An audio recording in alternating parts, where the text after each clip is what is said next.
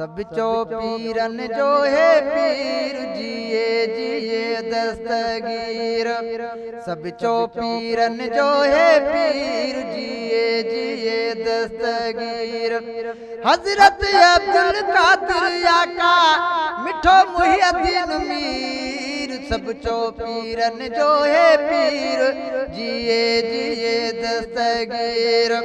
मिठड़ो वा महबूब सुबानी बगदाद वारो जवान जिलानी। मिठड़ो वा महबूब सुबानी बगदाद वारो जवान जिलानी। हसबन सबब आहे नूरानी बाबो अथस शबीर। सब चो पीरन जो है पीर जिए जिए दस्तगीर। हजरत अब्दुल कादिर आका मिठो मुहियद्दीन मीर। सब चो पीरन जो है पीर जिए जिए दस्तगीर। मुर्शिद वट मेहमान थी दो ख्वाजा खिज़िर या मिलन होई दो। मुर्शिद वट मेहमान होती दो ख्वाजा खिज़िर या मिलन होई दो। प्यार वठी हो प्यार होनी दो पुनल दिल पजीर। सब चो पीरन जो है पीर जिए जिए दस्तगीर। सब चो पीरन जो है पीर जिए जिए दस्तगीर।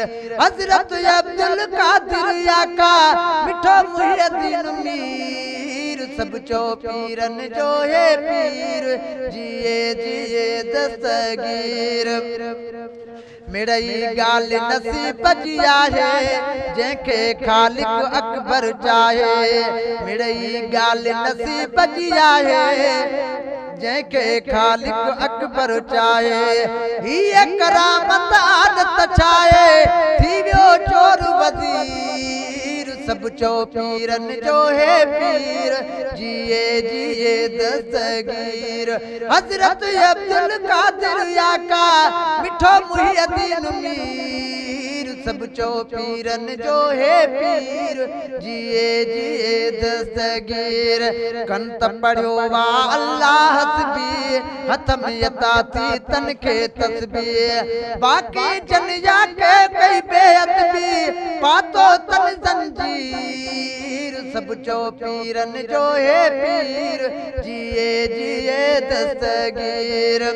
सूर समूरा दूर थी वेंदा मुर्शिद सद में सद थई ॾींदा। सूर समूरा दूर थी वेंदा मुर्शिद सद में सद थई ॾींदा। दिलड़ीअ खे ढक ॾेई ढकींदा दाहत कर दिलगीर। सब चो पीरन जो है पीर जिए जिए दस्तगीर।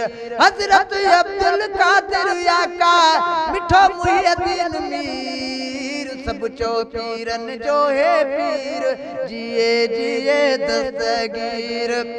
यारी बारी खाईंदा हुआ गुण संदन जा ॻाईंदा हुआ। यारी बारी खाईंदा हुआ गुण संदन जा ॻाईंदा हुआ। ठाहे शेर ॿुधाईंदा हुआ मीर लॻलाल फ़कीर। सब चो पीरन जो है पीर जिए जिए दस्तगीर। हजरत अब्दुल कादिर आका मिठो मुहियद्दीन मीर। सब चो पीरन